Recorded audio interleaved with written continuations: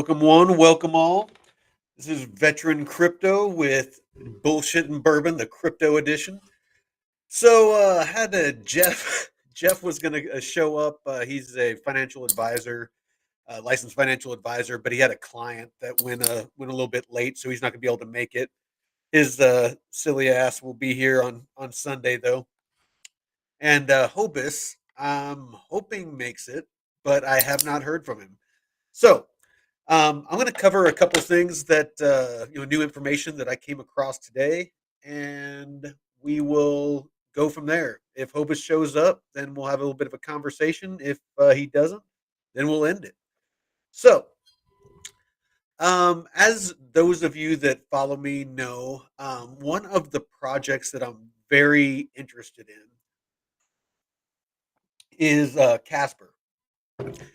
And I catch a lot of heat for it. There's a lot of people that feel like that it's not a good project for different reasons, and um, uh, I will I will say that it has definitely taken its licks. A couple months ago, there was a highly anticipated project called IPWE that was supposed to be tokenizing patents. That company went bankrupt, and that was a kick in the nuts for Casper holders. And then we saw a ray of sunshine where Casper Labs started building out Prove AI for IBM, and I'm just catching those up that maybe haven't seen some of my content. Um, a couple days ago, or I think it was last week, we got some really bad news. Basically, the CEO about 2 months ago entered into negotiations under an NDA with Hedera, HBAR, to migrate Prove AI over to HBAR in the Hedera network.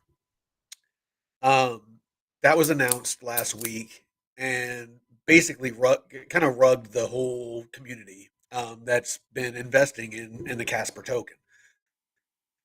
Um, as information has started coming out, it's actually looking like it's going to be a positive thing. I know that's hard for people to believe, when they're watching the price, dip. And let's actually go ahead and pull that up real quick. Um, it's hard to feel bullish about something when you're seeing the price dip. Of course, everything was taking a dip this past week.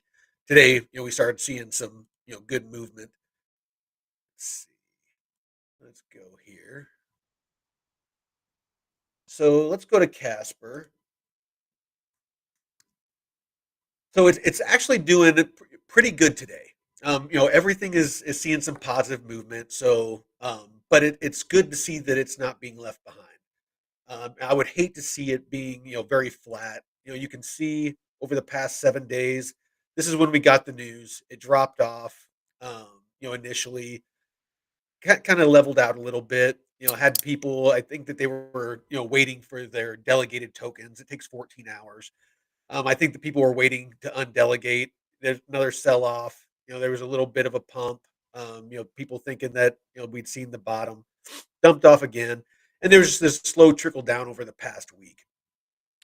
As you can see here, we're starting to get some higher highs, some higher lows. We're seeing an uptrend, which is really good to see. Again, something that came out today is there was an X Spaces with the CTO and the CFO of Casper Network. So, as I mentioned, Casper Labs rebranded to Prove AI. Casper Network and the Casper Association is, however, moving forward with the Casper Network. Um, the bullish things or the positive things that came from this is they have verified multiple times and again today that they are moving to a decentralized network. So what that means to those of you that may be new to crypto is that they are going to be community driven. So before, Casper Labs made all the decisions about the direction of the project, who they were going to work with, what was allowed to be built, just all of those things. Any major decisions were made by Casper Labs and the CEO. Now they are going to focus on being community driven. And today, that was some of the information that was given out. So I'll go over a couple of bullet points here off of the Casper Network website. Anybody that's interested in on keeping tabs, if you go to news and blog on Casper.network, you can see all the latest news. So they are going to make a marked change, and they kept saying it over and over. I think they really want the community to know that things are going to be different, and I'm waiting for the actions. I'm hearing the words. I want to hear the actions. So this is some of the bullet points of what was covered. So full responsibility for core engineering has shifted to the Casper Association. So again, Casper Labs was doing the core engineering. That's now moved to the Casper Network and Casper Association. There's a there is a new focus on mass market use cases and enterprise applications. Some of those being that there is DeFi applications coming in the coming weeks, and also liquid staking. I won't get into liquid staking. You can look it up on your own. But in a nutshell, it is a good thing. It's going to bring liquidity. It gives you a lot more flexibility on how you can use your Casper tokens as far as staking and still being able to borrow against them, things like that. There's some creative DeFi things you can do with liquid staking. Um, for the core engineering, streamlining processes, eliminating confusion around shared ownership with Casper Labs. Let's see. So Casper 2.0. Basically, you might have heard it called Condor. It's been in the works for quite some time, and they are basically they've launched parts of it with like Casper 1.5, 1.6, 1.7, things like that. They are doing a let's see if they have the this next week. They are launching an aspect of it, and I believe it's going out on the test net. They are going to give the validators time to get that installed, and they're going to do some robust testing before putting it on the mainnet. That was that's my best way of dumbing down what they said. Some of these calls that they do are very high level as far as tech speak. So I'm not super technical. So I try to listen to it and dumb it down as much as possible. Oh, no cigars, oh breezy. I'm just fidgeting. It's definitely good to hear though. Good to hear. No, my cigars. I ordered my cigars from cigars.com. They were supposed to be here last Saturday, and basically the post office didn't deliver them. They sent them back. Don't know what's up with that. So yeah, I'm kind of pissed about that. Had a couple really good ones that were coming. Um, so let's see. I'm not going to get into the rest of this, the virtual machine and the Zug, the Zug consensus protocol and things like that. That's kind of high level stuff. Basically, what people want to know is Casper price going to go up or down? Personally, I feel like as the market goes up, Casper, of course, is going to go up. To what extent, I don't know. Is there more potential downside? I think looking at let's go to Casper Live and I'll show you what I'm basing, what my thoughts off of. Let's see. So what I'm looking at here is let's see, validators. So I'm looking at deploys. So when I come to Casper Live, I look at these deploys and I look at, where is the Casper tokens, being transferred, from and to. So basically, this here is somebody that bought, you know, looks like just $2.14. Let's see if we can find something a little bit bigger. Here's 3 million. Somebody bought 3 million Casper, and it looks like they moved it from one wallet to another. Here's one, 3 million. Bought it on Bybit, transferred to a wallet. So that's good. That means that, if it was going from a wallet or undelegating and moving to an exchange, that would suggest that they're going to sell. Again, crypto.com, transfer to a wallet. Bybit, transfer to a wallet. Bybit, transfer to a wallet.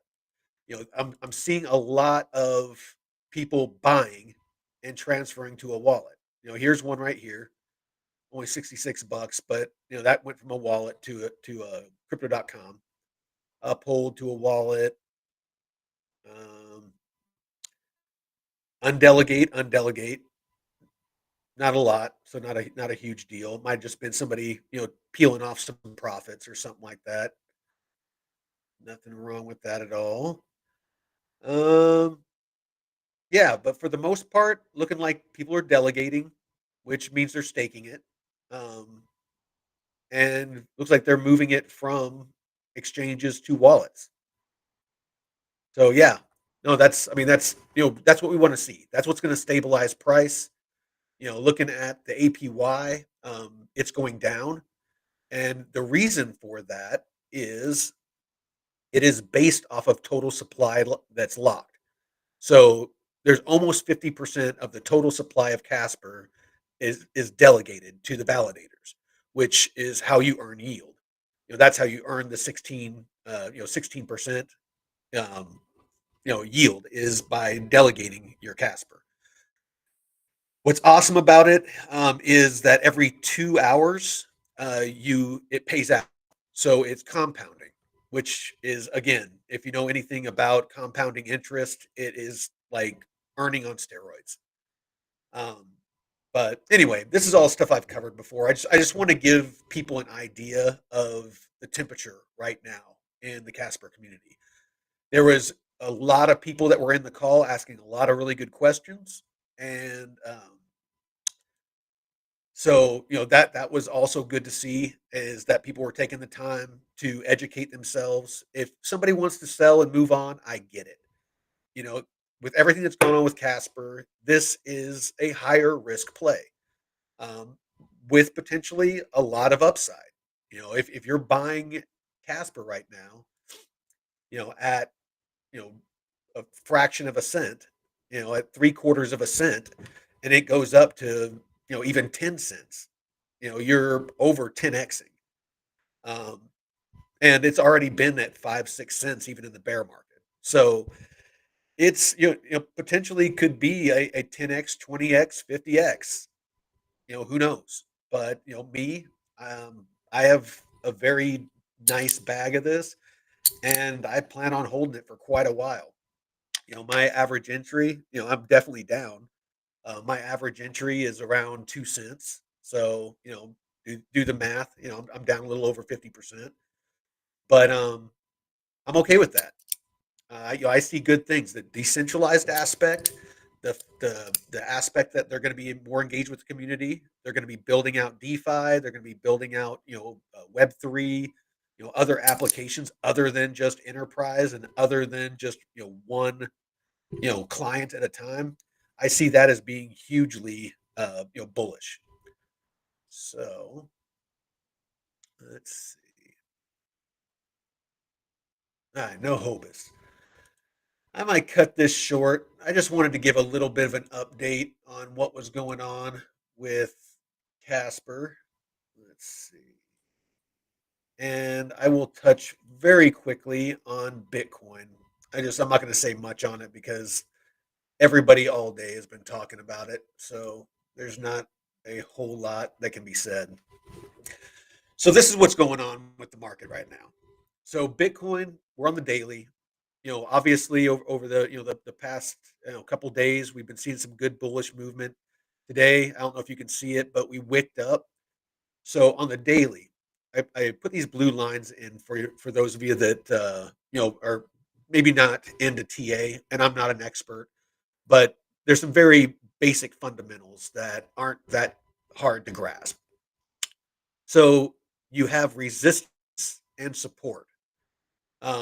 Whenever the price is coming up and it hits and bounces off and goes back down, that's resistance.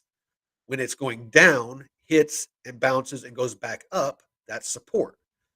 So basically, what we're fighting right now is this level of resistance. It's basically the all-time high.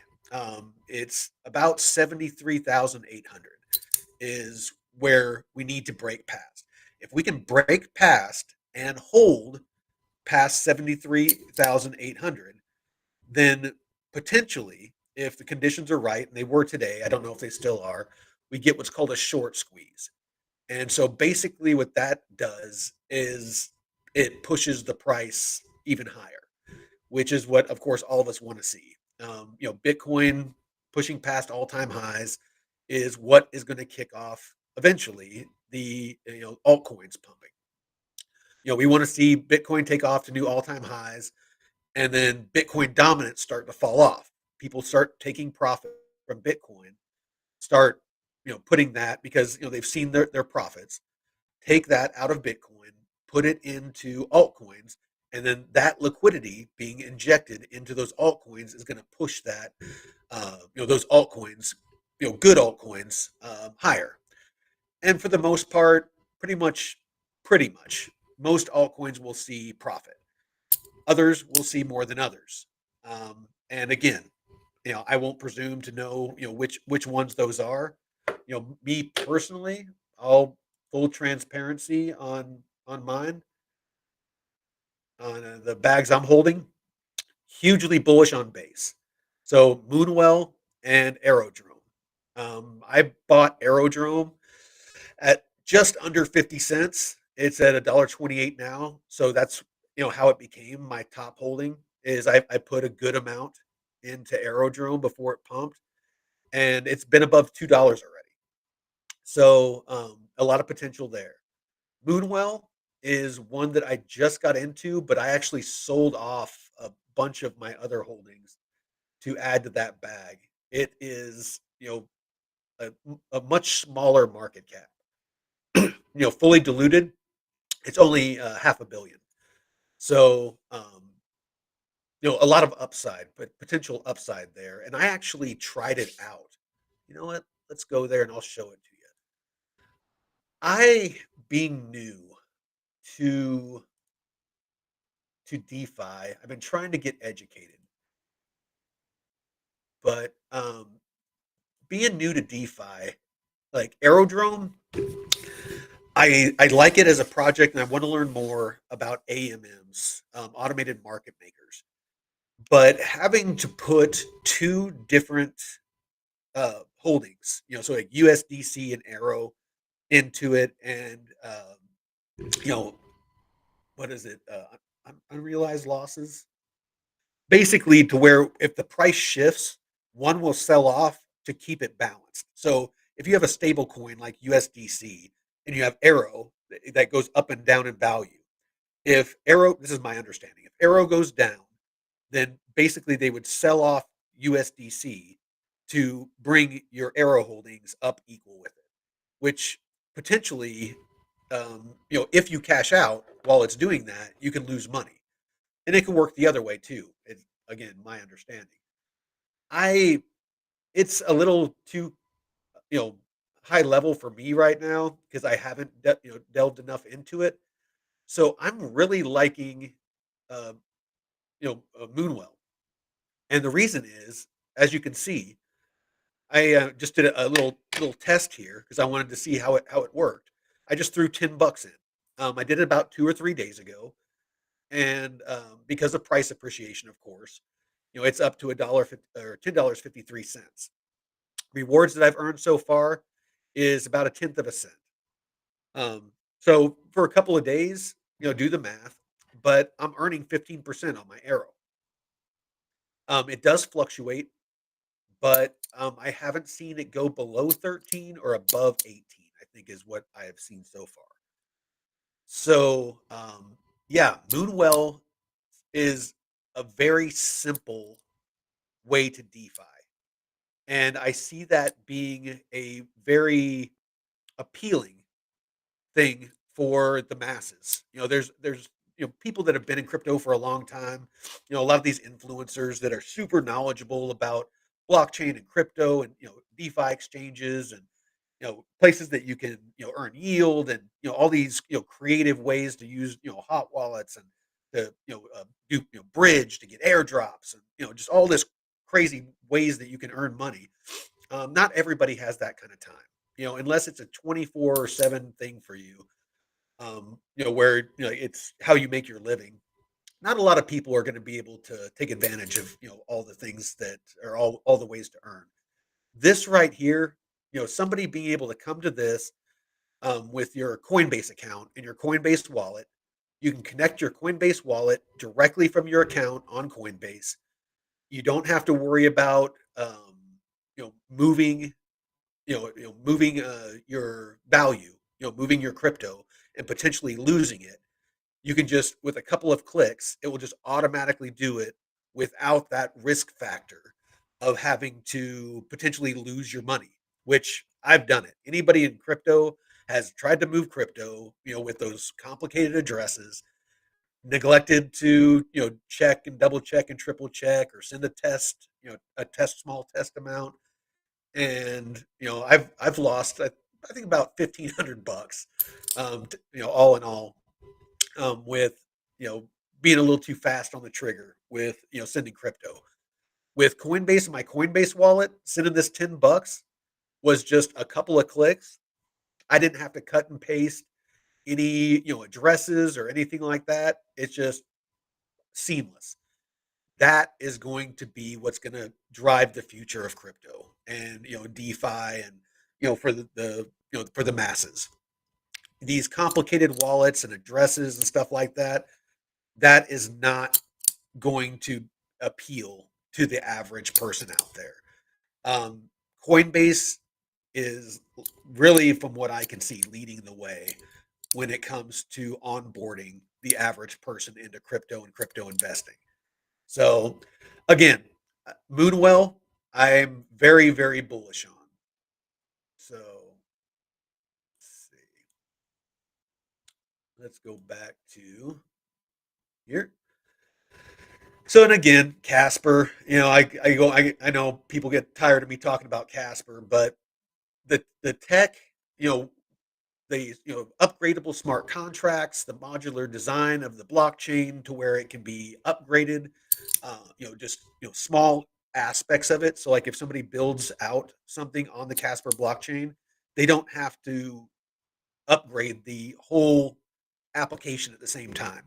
If they want to change one small thing, they can change that one small thing and just upgrade that aspect of it.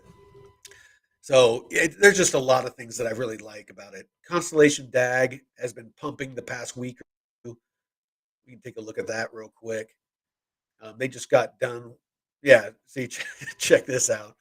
Just in the past day, I mean, you know, a marked pump. And you go back 7 days, it looks like, we did a little bit of a peter off, but that was after it did this huge pump. So, yeah, crypto's volatile right now. A lot of opportunities in that volatility. Being able to long and short it, in this volatility is a great way, if you know what you're doing, to pump your bags. I wish Hobus was here. He's been been doing that, with, Tau quite a bit. I've seen him doing a lot of longs and shorts on Tau, which has paid off nicely for him. Let's see. We'll close out. We'll close out with this. I just want to touch on this and finish out this train of thought. So, as you can see, again, this is resistance. This level here was resistance that we got above. I'd like to see. Let's go to the hourly. Even on the hourly, you can see it bumped up against it. Came down, came back up, broke through, bounced off, came down. It's on its way back up on the hourly. Hopefully, it will either retest off here and bounce back, and, try, and keep bumping its head up against it, try to get up above it. Or hopefully we have enough bullish momentum that when it comes up again, it will break through and create some new all-time highs. That's what I would love to see. I don't know about you guys, and girls, but I am sick of watching my portfolio just trend sideways. It was really painful, watching it go, almost double, where I almost, 2x'd my holdings around March, and then watching it tank, all the way back down to, basically just below, what I have invested.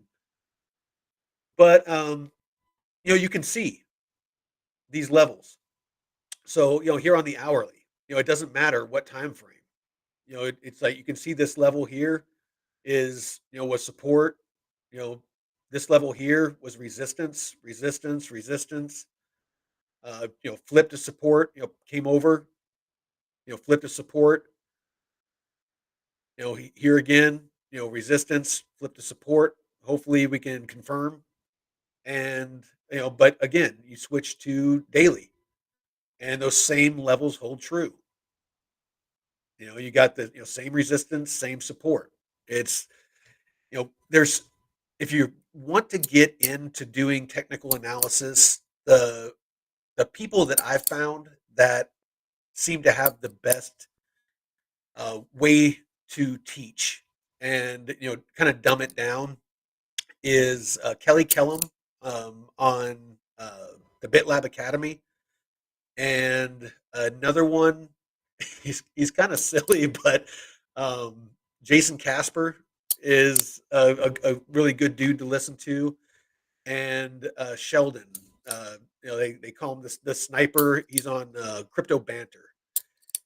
He's another really good one, and they all have free content, free lessons and communities that you can join.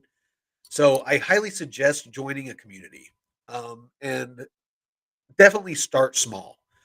I've been playing around with investing and practicing TA, and I've had some successes and I've had some losses. I'm down. I'd say probably about $1,000.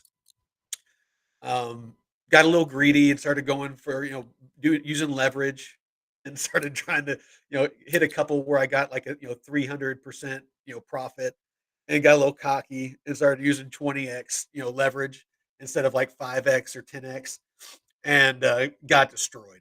So, definitely keep your emotions in check.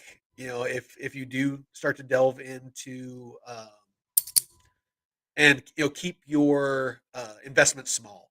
I would suggest starting very small amounts. $20, $50, whatever your budget can handle, but treat it like you're sitting at a blackjack table. Treat it like you're gambling, because in essence you are. You're gambling on if it's going to go up or if it's going to go down. It's like betting on black or red at a roulette table. Um, you can make some educated guesses based off your technical analysis and whatnot. But I think I covered about everything I was wanting to cover. I was really hoping that Jeff and Hobus could be here. I was really wanting to get some expert on the market right now. Vic, can you hear me? Oh yeah. Hey, I'm here. I'm sorry. My phone died and I just got home. Oh, dude, not a problem, brother. I was just had that hard time that I was going to start, so I figured I'd start. And if you showed up, cool, and if you didn't, that's cool too. I'm sorry. I apologize about that. I wish I could have let No, you know. no, dude. This was spur of the moment. I hit you up earlier today, and yeah, I did the same thing with Jeff. Was seeing if he could make it. Traditional markets guy, and he's had a client that ran late. It sounds like, so he's not able to make it. How you doing? Yeah, well, I'm great, man. I appreciate it. Yeah, it's been a long week for me. We're wrapping up quarterly stuff. Just kind of getting ready for this next leg up into crypto, and I'm really, really excited about this market action we're having right now. I think this is probably um, one of the most exciting times in crypto because we know either we're going to continue to play to the upside and see new all-time highs, or we're going to see a pretty hard rejection here and head back towards the 61, 60K level. So I'm pretty excited either way. I think there's a lot of opportunity for people to make some really life-changing gains, whether it be to the upside or to the downside here in the near future. But of course, I'm bullish. I'm an optimistic guy, so I am too. I like to think that the assets are going to continue to move up and to the right. Oh yeah, no, I'm of the same mindset. I'll be honest. It's like I've been getting a little bit of melancholy lately for the just how the markets have been moving, just this sideways action. The bear market, and then I got some a little taste of the love in March. When my portfolio 2x, and then just watching it just all peel away has just been kind of demoralizing. This sideways action. So yeah, I'm ready. And I know most people they're ready for some bullish action. Well, I'm going to kind of turn it over to you a little bit, and let you talk. I think I'm tired of hearing myself talk. Like, you in a place where you can share your screen, or Yeah, if you want to pull up some charts or whatever. let me pull up some charts real quick. Ba, ba, ba. I'm watching this doji candle on the hourly on Bitcoin right now.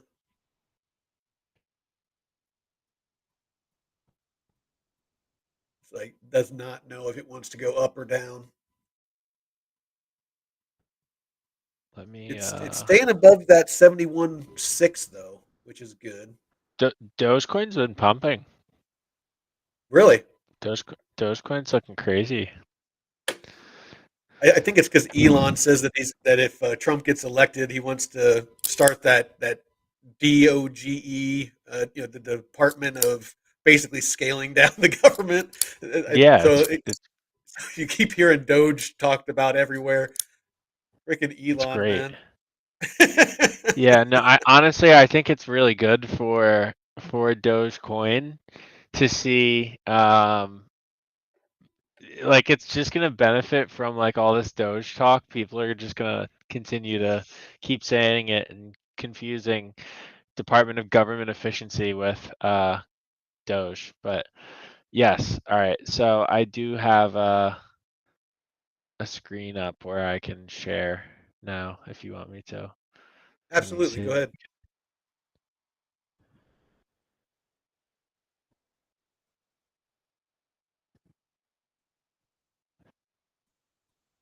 Okay.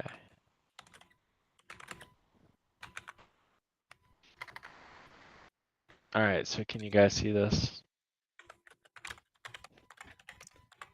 Cool. All right, so first off, I just wanted to look at the Bitcoin charts. I think I have to add my indicators real quick. There we go. Oh, here, hold on. Let me put it on presentation. Crazy. There we go. Drop that off. All right. Okay.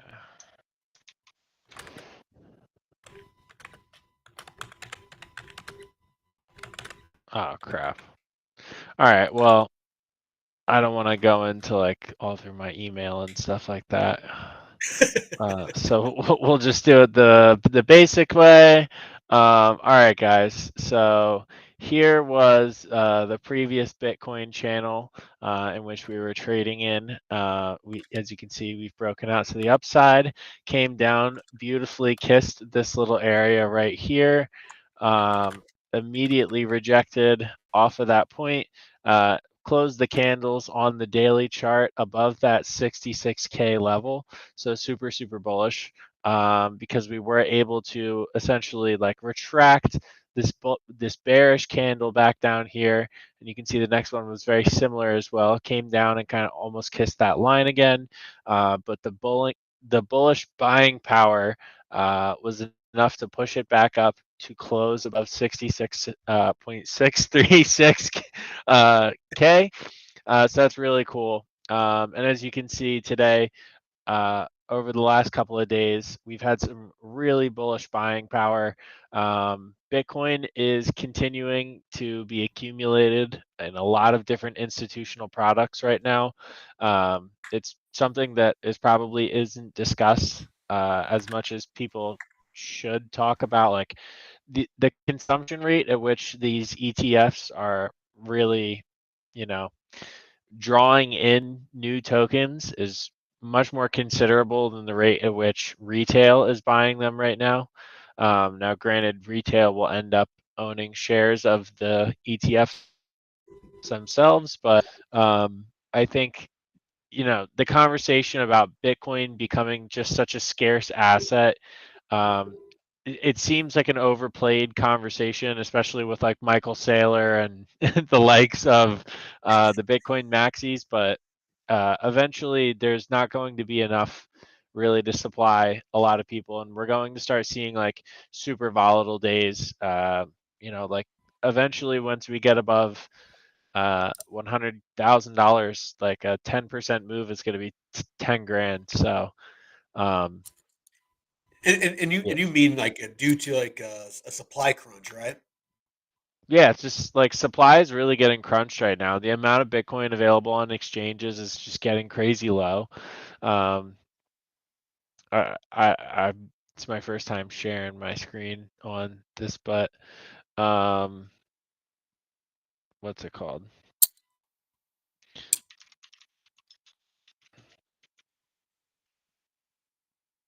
Let's see. Isn't Glass? You can see it on Glassnode, right? I believe so. Yes.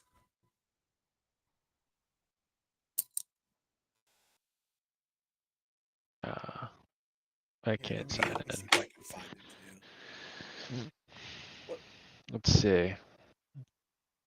Don't let me forget. I definitely want to get your input on DeFi, and I don't know if you're spun up on Moonwell or not yet, but kind of get your input on the difference between like single investment, DeFi and the AMMs with the the two, where you got to match, like a stable with another crypto.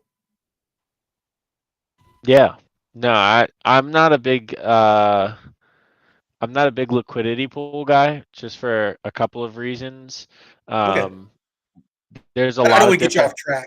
track. I just want to make sure that we touch on that because you coming from the traditional markets, I'm always interested on what TradFi guys how they feel about crypto in general, but DeFi and things and those things because of how they potentially could impact traditional banking and lending and all those sorts of things because there's a ripple effect to that kind of stuff. If liquidity is going into DeFi, crypto DeFi, and not going into banks and things like that, it's definitely going to have that ripple effect through the economy. So I always like to ask people smarter than me, um, to Yeah, give their input on that.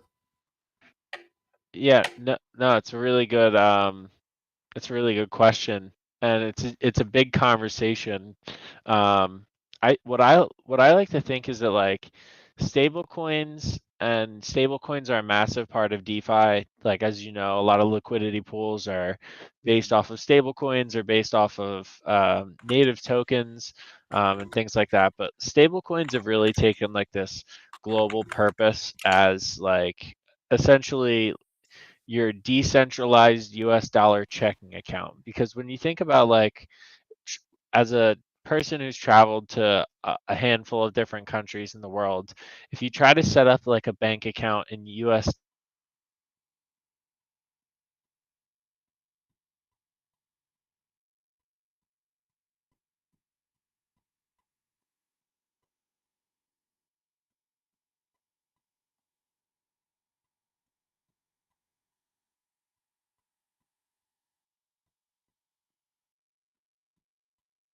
Did I lose you?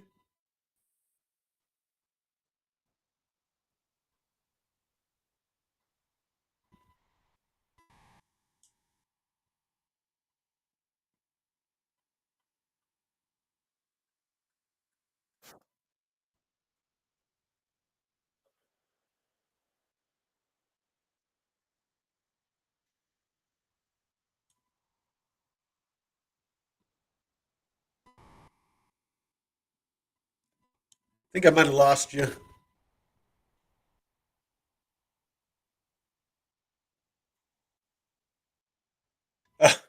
Crypto Breezy, you're thinking of buying Casper tomorrow. Um, yeah, no, I'd say I can't hear Hobus either. Hopefully he can join back up. Let me see. Yeah, looks like he dropped off. I'm sure he'll be back. Um, but yeah, I mean, honestly, man, it's don't. I mean, if you're gonna buy, Casper, don't go heavy into it. Get yourself a little bag. Go on Casper.live and delegate it, where you can earn like 16%, and just let it ride. I mean, it's a bit of a long shot. I mean, it will definitely see price appreciation, but I would hate for you to miss out on something that's going to see 20, 50, 100x. Um, you know, as far as as far as other projects go. Let's see. So I'll bring this up while we're waiting to see if he's able to make it back in. So this is what he was talking about on CoinGlass. So this is the available.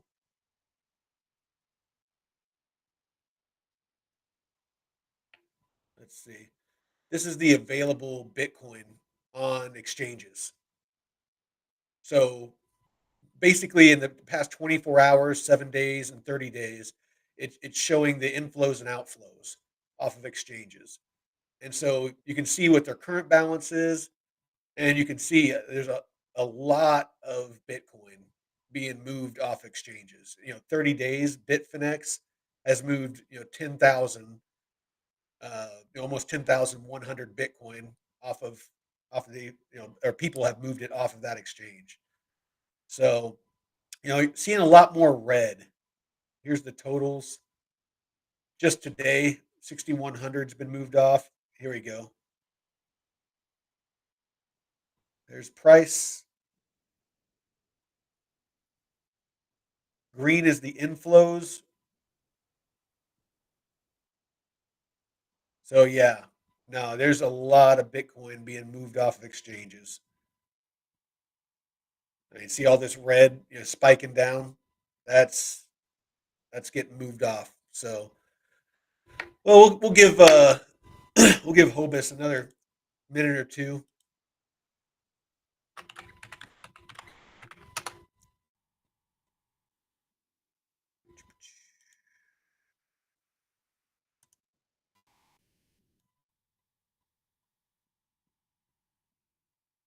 Yeah, no, definitely better than XRP.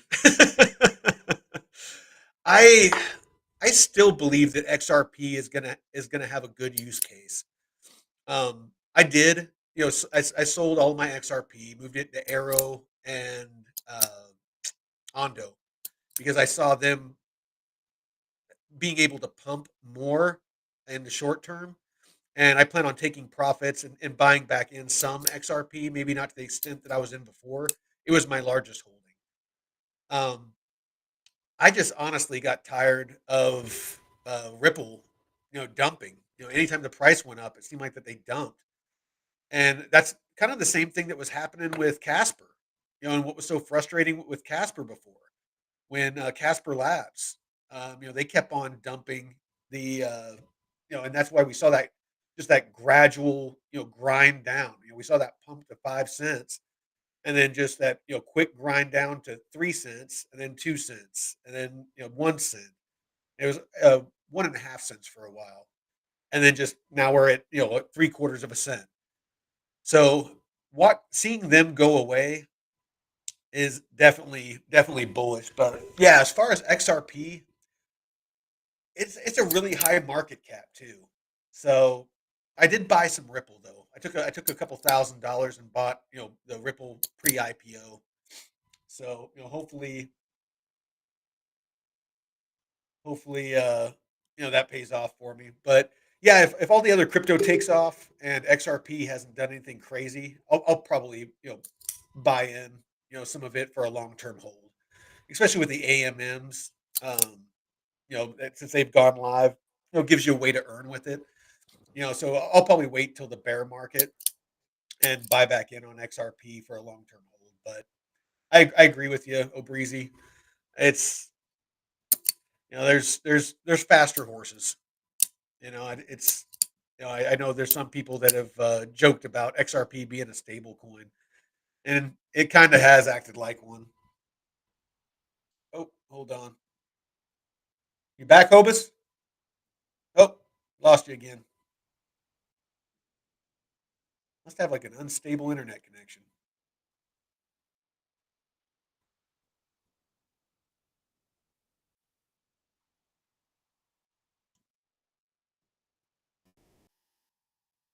Let's see. Go back to this real quick.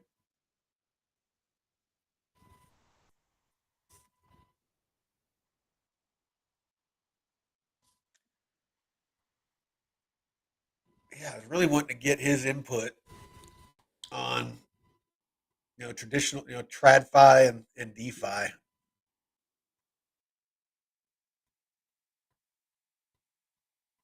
We'll give him a couple seconds, but let's go over and see what's going on with the old Twitterverse.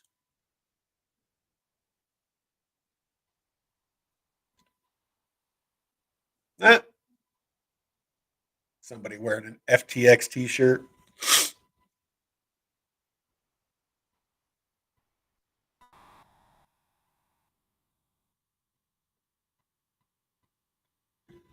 Surprised there's not more going on X when it comes to talking about Bitcoin and crypto right now.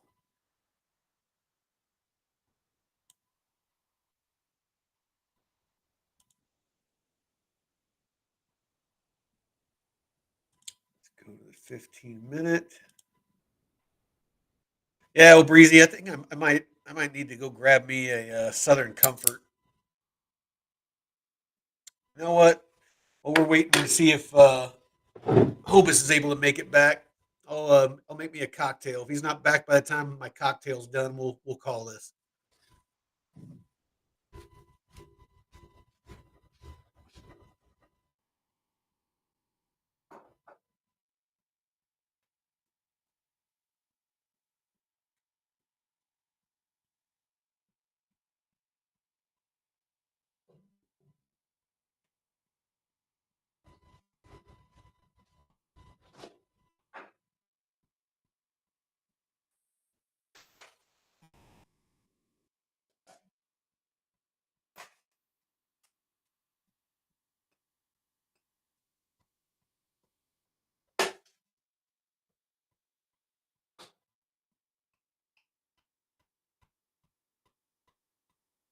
Ooh, slide back in here. All right. Not quite sure what happened to Hobus, but I'm guessing that. Oh,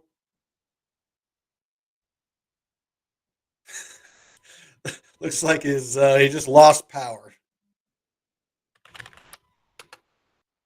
All right. Well, we'll just call it.